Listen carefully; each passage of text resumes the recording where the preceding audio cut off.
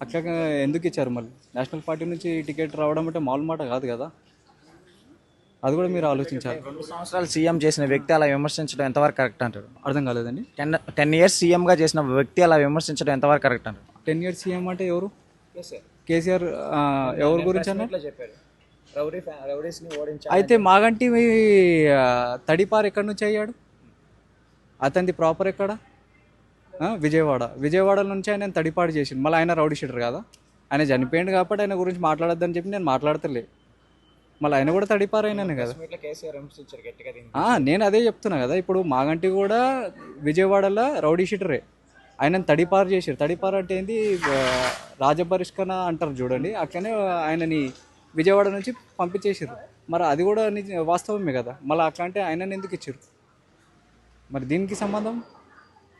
So ఈసారి ఎలక్షన్కి రేవంత్ రెడ్డి మంత్రులు ఎమ్మెల్యేలు అందరూ వస్తున్నారు, ఇంత అవసరం అంటారా? బ్రో ఇప్పుడు వాళ్ళు మంచి పనులు చేసిరేది ఒక్కటి కూడా చూపిస్తలేరు. ఇక్కడైనా పబ్లిసిటీ చేసుకుందామని చెప్పి వాళ్ళందరినీ పిలుచుకుంటారు, అంతే తేడా. Thank you. Thank you.